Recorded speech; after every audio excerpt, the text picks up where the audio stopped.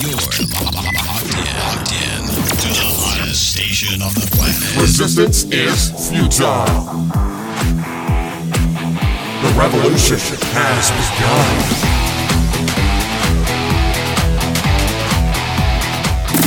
You're listening to Rebelpreneur Radio, helping you break the rules and build the business you need for the life you want. And now, broadcasting his pirate signal from somewhere beyond the status quo, here's your host, best-selling author, marketing and media strategist, Ralph Brogden. Hello and welcome to Rebelpreneur Radio. It's the show that helps you build the business you need so you can live the life you want. I am Ralph Brogden. So how do you build the business you need? How do you market yourself? How do you get your message out there into the world?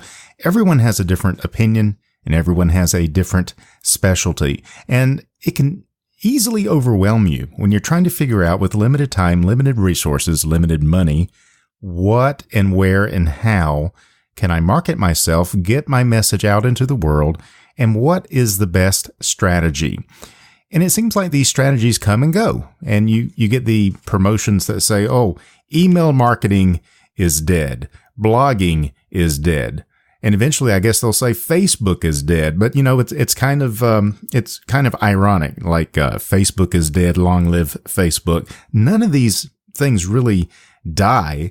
It's just, I think that's an excuse for people who don't know what they're doing. Well, today's guest definitely knows what she's doing, and she's going to educate us on why blogging and content marketing is not dead. In fact, it is alive and well, and she is the proof. Lacy Boggs is a content strategist, author of the best-selling Kindle ebook, Make a Killing with Content, and she is the director of the Content Direction Agency. She helps personality-driven brands create and implement content marketing strategies tailor-made to support their customers and reach their goals. Lacy, welcome to Rebelpreneur Radio. Thanks so much for having me. I'm thrilled to be here. I'm thrilled to have you. You really exemplify everything that a Rebelpreneur is, in the sense that it's hard for us, I think, to really stand out, to differentiate, to distinguish ourselves and not look and sound and feel like everybody else that's out there. You have done that. And I'm not going to give the surprise away, but I want our listeners to go to this website, lacyboggs.com, and look at just how unique and fun this website is. So you are the master of content strategy. Tell us a little bit about what got you interested in this, and what was the magic formula or the Wheaties or whatever it was that you went into you to make you this creative? Boy, I wish I knew. I wish I could bottle that, right? I'd be a millionaire. Right. No, I've always been creative. I've been writing stories and telling stories since I was a little girl. And I thought I wanted to be a fiction writer when I was a kid. And I had a very well-meaning English teacher tell me there was no money in that I would never make a living as an author. Yeah. And so I actually went into film for a while. I have a film degree, and Hollywood and I did not get along. So I ended up going back to writing eventually, but I was a journalist. And that was about 8 years ago now. I was working as an assistant editor and food editor at a hyper-local magazine here in Colorado. And I got pregnant with our first child, and I was working about 60-hour weeks. Every time the magazine went to print, we were there until 2 or 3 o'clock in the morning. And here in Colorado, anyway, infant care is extremely expensive. So we did the math and found out that almost half my salary would have gone to putting our daughter in daycare. And I was like, I really don't want to pay half my salary and not see my kid for 60 hours a week. Yeah. And what's the point, right? So, yeah, exactly. So I made the decision to quit my job, and I was a food editor there. So I thought, well, I'll start a food blog. That's what people were doing back then, So I started a food blog, and the blog itself did pretty well. I was able to get a lot of attention. I got about 1,000 people on my email list within the first year, and I got invited to blog regularly for one of Martha Stewart's websites. but I was not making any money. I jokingly refer to that as my 4-figure year, but actually it's not a joke. I really did make. That was your membership in the No Comma Club. Exactly. So my amazing husband took me aside and said, I love that you're doing this. I love that you're staying home with our daughter, and I need you to make a little more money. I was like, okay. He challenged me to triple my income the next year. And so I said, it's okay. I have a new idea. I'm going to try to ghost blog for people. I think other people will pay me to do this blogging thing. And it turns out I was right. There was a need for other small business owners to hire somebody to write their content, but I thought they were just going to hire me to write the words. And they really started asking me questions like, well, what do you think I should post now? What do you think I should do about this? What's the strategy? And I didn't have an answer. So I spent a lot of time and a lot of money investing in every course I could find about content marketing and digital marketing. And as I took them, I discovered that I had some pretty strong opinions about it myself. And I started zigging where other people were zagging. And long to short, we're 7 years in now. And I think my zagging is doing okay. I think it's working. And you have done a lot of creative work for some very big national brands. One of the biggest misconceptions that you hear from business owners that you've been working with is that blogging is dead. And so speak to us about that and explain why, when everyone is jumping on Facebook ads and social media, and that's the big thing, why blogging and content marketing is still alive and well. Yeah, boy, if I had a nickel for every time somebody told me blogging was dead, I'd have quite a few nickels. Yeah. But I think the problem is that people say blogging is dead because blogging has changed, right? So maybe back in the early 2000s, you could write a blog and just build an audience overnight because it was newer. There weren't as many people competing in the space. If you were doing a good job, you would build an audience almost by default, right? And it's definitely that explains my success. That explains. I stumbled into it just by default, but okay, I think a lot of people did back then. right, yeah. If you were doing something good, if you had something interesting to say, you could do real well with a blog. But now there's so much noise, right? We've almost reached what I would call peak content. Like we're to the point where nobody could ever possibly consume all the content that's being produced, even in a single niche, right? Right. So people think blogging is dead, but it's really not, because you still have to have a place to have a platform. You still have to have a place, if you are going to do any kind of thought leadership, to share your thoughts, share your ideas, give people a way into your world, right? Some people use podcasting, some people use blogging, some people use video maybe. But the point is, you still have to have a hub for all of this information. And written word is not going away. There are certain advantages to each one of these channels, but it's not dead. And it's a great way to encourage people to come to your platform, to get involved with you, to opt in to an email list, let's say, and then to convert those people to leads over time, because that's really what content marketing is. It's any conversation you're having with your audience with the intention of eventually converting them to a sale. Excellent. So what is the biggest problem that you see? I always like to talk in terms of problems and solutions. So starting with the big obstacle, once we buy into the idea that blogging is not dead, what is the biggest problem then with actually creating that content and leveraging that so that it makes sense for our business? And maybe I should preface that.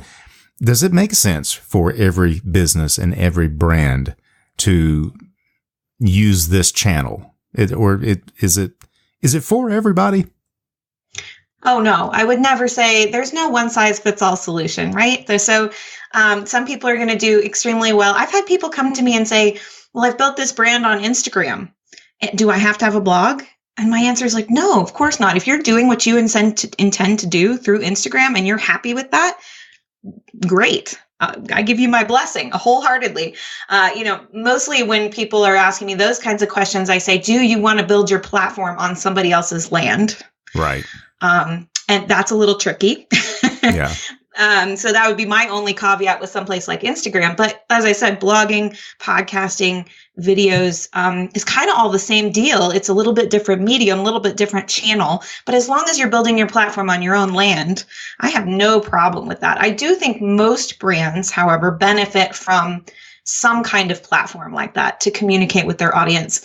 And whatever channel you use, we're going to talk about blogging because that happens to be where I like to be. But whatever channel you choose, this advice will resonate either way. It applies no matter whether you're podcasting or doing videos or whatever. So the big problem I see, the big disconnect, is that people are saying, okay, great, I'm going to produce content. I'm going to do content marketing. I'm going to have this conversation with my audience.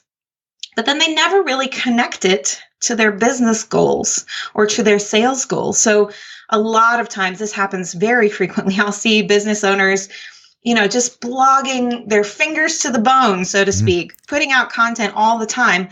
And there's really no connection to what they want to sell. And what I mean by that is there's no direct customer journey from the blog post or the podcast or whatever to the sale. And they're not laying out that path clearly for their potential customers. And so they're like, well, blogging doesn't work. And I think to myself, well, yeah, when you do it that way, it doesn't work. Yeah, of course it doesn't work if you do it that way. That's right. So that's kind of what I was getting at. When people say something is dead, it doesn't work anymore. Either it's a marketing pitch and they're just trying to scare people and get them over into whatever it is they're selling, or it's the cynical response to someone who hasn't figured out how to make it work. Exactly.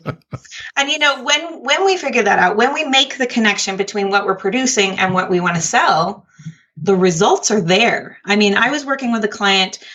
We just ended our relationship because she's ended the product we were selling. But for about 4.5 years, I was writing the front end articles for her website. She was running no paid traffic. We were doing just organic blog post traffic.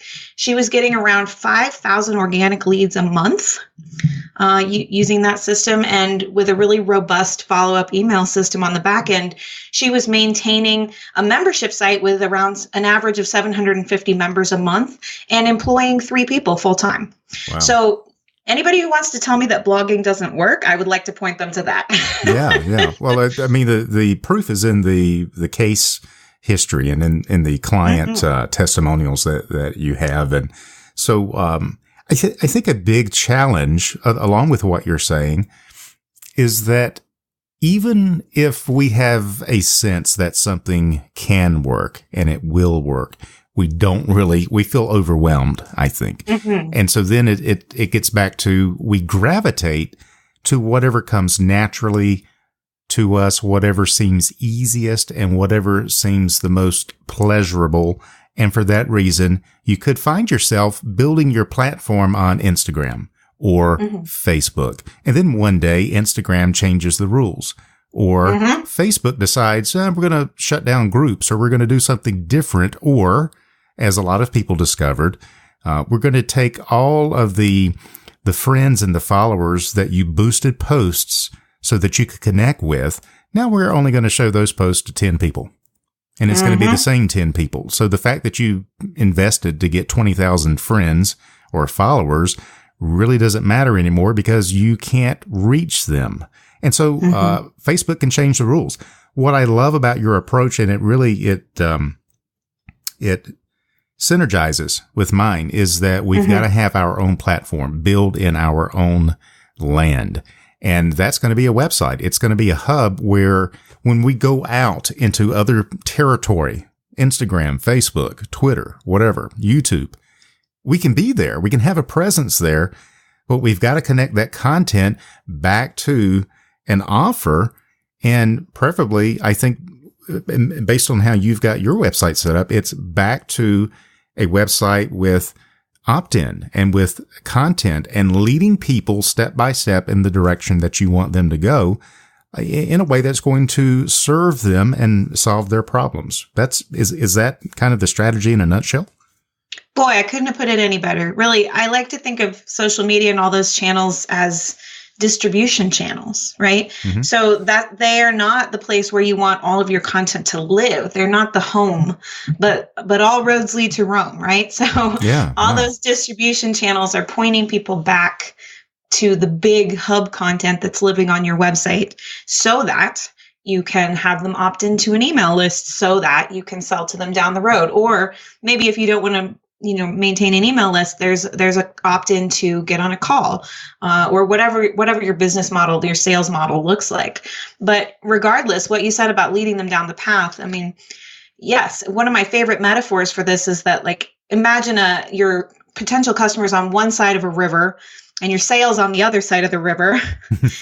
Every piece of content is a rock in the river. And if you don't put them in the right path, people are going to fall off and wash away. If you don't have enough of them, or if they're spaced too far apart, nobody's going to make it to the other side. So creating the path for your content to make it easy for people to learn and then want to do business with you is the best way to structure it. I really like that. And so it's a step-by-step approach. It's not just a random, what do I want to talk about today? Let me just put a few words down, and it's completely disconnected. It's discombobulated. It has no relevance to anything that you're offering. It's just, I did my content marketing for today. You check that off. I wrote about my lunch. I shared my picture of my cat. Yeah, we're good to go. Yeah. And I used to say, well, nobody cares about your cat. And then all the cat lovers, they got offended and they say, well, of course we care.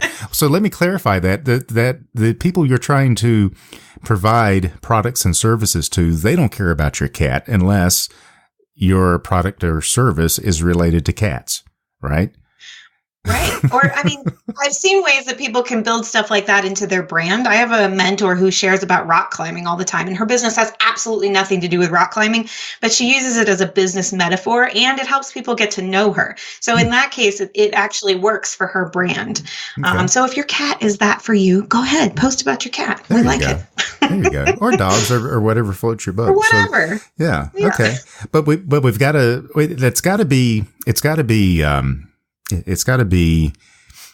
it has to make sense, right? It has to be that rock in the path, and so that people don't slip and fall into the river and get washed away. And then you say, oh, well, my content marketing doesn't work. Well, it's because you don't know what you're doing. So what can we begin to do better? How can we utilize and leverage this idea of content marketing? What are some steps to get us headed in the right direction? Sure. So step one would absolutely be to define and understand your goals for content marketing. For most people in business, the ultimate goal is to make more sales. But what does that look like one or two steps backward for you? Does that mean getting more people on an email list? Does that mean getting more people to come to your site, more traffic? Does that mean more people who see an offer? Once you kind of have an idea of what the goal is, you can build the content to reach that goal, right? But if we don't know where the finish line is, we can't even run the race. We might end up running in the absolute opposite direction. So step one is to set the goal for the content. Step two then is to look at the big picture. So put out a calendar, get a calendar going, look at maybe the next 3 to 6 months in your business and say, what am I selling? What are my sales cycles for the next 3 to 6 months? If you have something you launch cyclically, that makes it very easy. If you have an evergreen product or service, you can create sales cycles based on what's happening in society around us, or what's happening in your business. But once you have those big dates sort of aligned, you can work backwards from those sell dates to create content that is like just laying those rocks in the river, right? What do they need to know right before they hit the buy now button?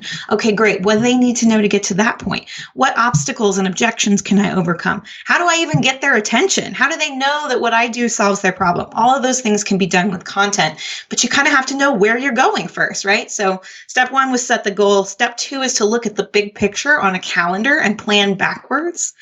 And then step three is to execute and measure and tweak, right? Because this is not an exact science, and we have to test things, see how they work. Once you start writing those blog posts, did it reach those goals that you wanted to reach? Did it get the traffic? Yes, great. Do more of that. No? Okay, what can we do differently, right? Because you can't just set it and forget it. Not in this day and age. Yeah. I love this. This is very practical. easy to conceptualize and easy to operationalize these 3 steps. Define your content marketing goal.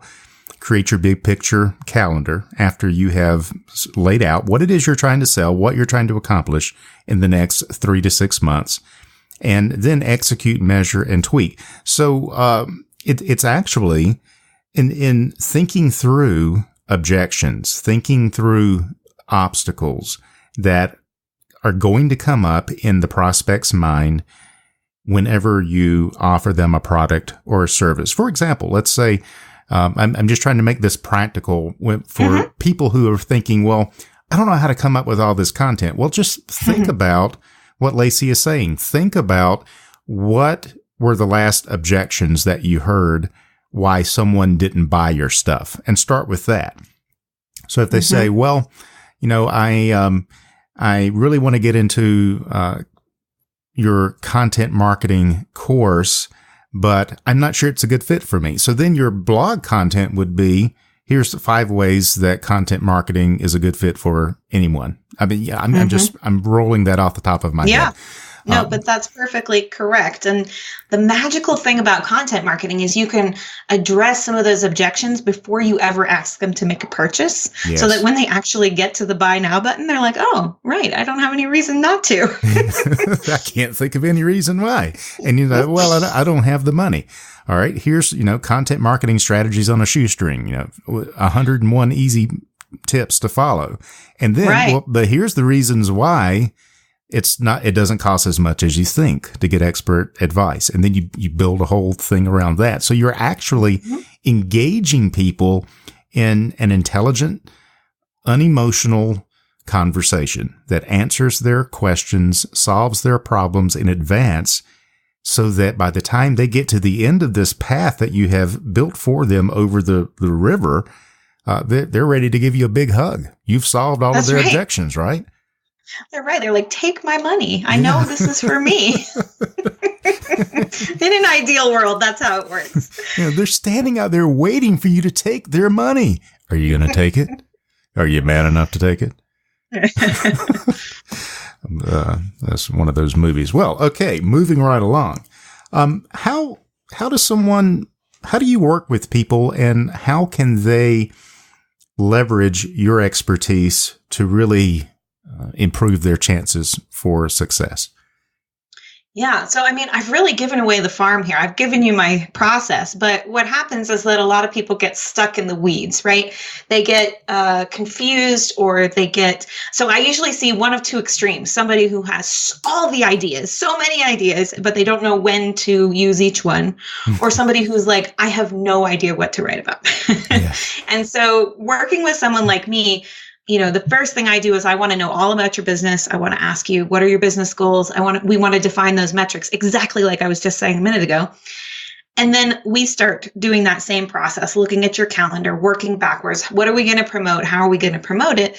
And then I work and we brainstorm live to say, great, tell me about this. Tell me about that. What do people say when they're objecting? What are they really thinking about when they come to you? What are they really Googling for, et cetera, et cetera? And we come up with all these ideas. I usually end up with at least twice as many ideas as we need for the calendar. And then I go away and I plug it all in. And, the mental math that happens on my end is a little more complex than what we've been talking about. But it's basically what's the ideal order for these topics to come in to help people go along that path, right? How do we put the best flat stones in the river to make this process as easy as possible?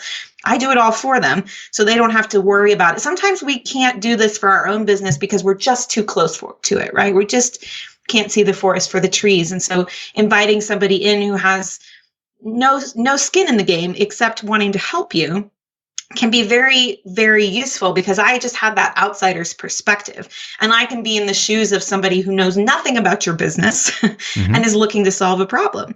So I go away and create the calendar on my own, and then we have a team of amazing writers that can actually create all the content for you if that is your struggle, right? I had somebody last week tell me it takes them 7 hours to write a blog post. And I was like, girl, what else could you be doing with 7 hours in your business? Like, go make some money with those 7 hours. Wow, that's really mind blowing because I'm a writer, I'm an author, publisher, and I enjoy writing. And when my wife says, "Well, what are your hobbies?" I don't know, reading and writing. I said, "Well, that's what you do for a living." No, that's just what I do. Give me a week at the beach. I'm going to write and read. And that's just what I do. I can't think of anything else. And so it boggles my mind that someone would spend 7 hours writing a blog post, because you got to realize everyone isn't gifted in that area. Everybody is not great with words. And it would be a better strategy if you're listening to this and that's not your strength and you are overwhelmed just at the thought of trying to create content. There are people, specialists, experts, wizards, geniuses at doing the thing that you struggle with. Let them do it. Let Lacy and her team do it so that you can do whatever it is you do, whatever you are brilliant at, which hopefully is delivering whatever the transformation is that you provide to people. But what I have found in my experience, and you've probably seen this as well with the people that you work with, you can be really brilliant at your solution, at creating the transformation, delivering the results, solving the problem for clients, but not really be that brilliant in expressing who you are, what you do, why you do it, and the result that it delivers. It does take someone on the outside to be able to see that, doesn't it? Absolutely. And I often tell people, did you hire an accountant for your business? Okay, good. That's because doing your books is not what you got into business to do. If writing about your business is not what you got into business to do, it makes just as much sense to hire a writer as it does to hire an accountant, right? There you go. And we even have some people that come to us that love to write. But again, it takes so much time or energy for them that it's actually a better ROI in their business for them to do whatever their main task is and outsource the blogging at this point. So it just depends where they're at in their business. And boy, if we can make you more money in the time it takes us to write a blog post than the time it would take you to do it, it seems like it would be a no-brainer. Yeah. So how often you hear people say, you got to blog every day for it to work. Others say, well, that's too often. You're going to overwhelm people. You should do it once a week, once a month. And everyone has an opinion. What is the right frequency of blogging and email marketing for that matter? I mean, that's like asking how big is a circle. There's no real one answer there. I thought you might say something like that.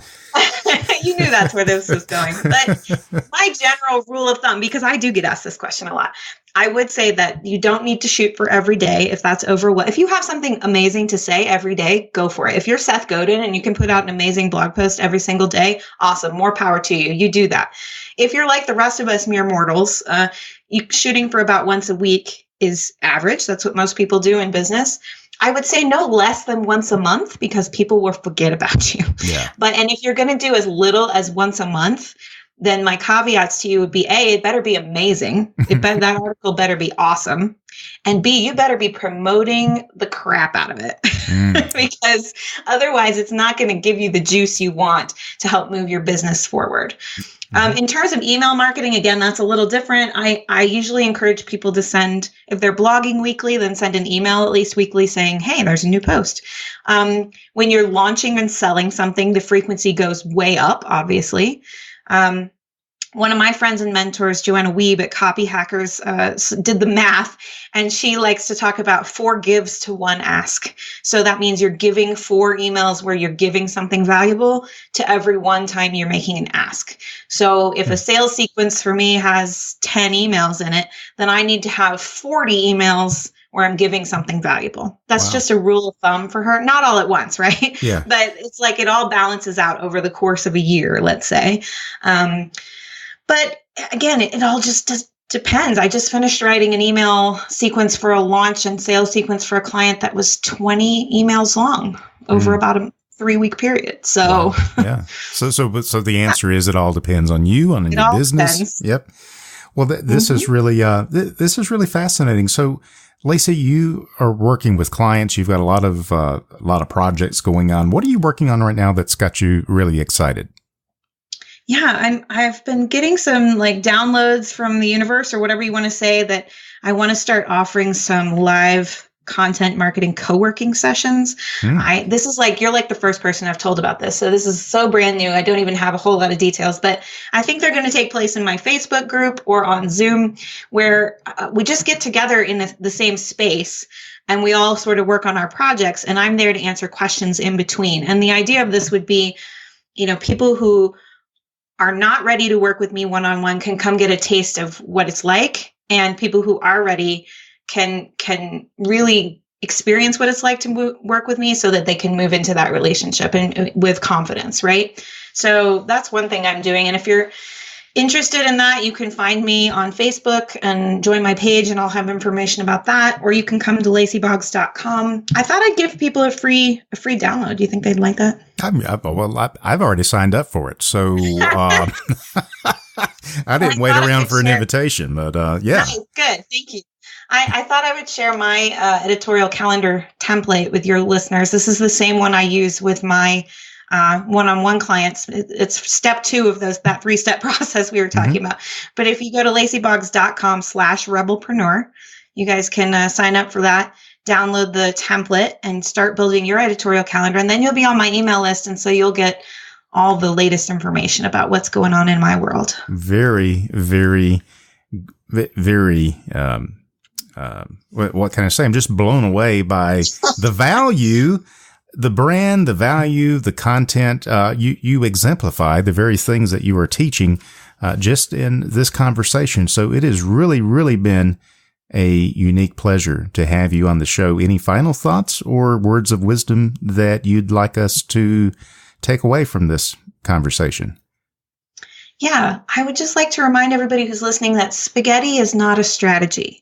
So if you're throwing content at the wall to see what sticks like spaghetti, that is not a strategy for content marketing. So I'd really like you to come hang out on my website, learn a little bit about what I want to do, sign up to get on a call with me, and let me see if I can help you create a strategy that will help you get more leads and sales out of your content. Wonderful, wonderful. Lacy Boggs is a content strategist, author of the best-selling Kindle ebook, Make a Killing with Content, and the director of the Content Direction Agency.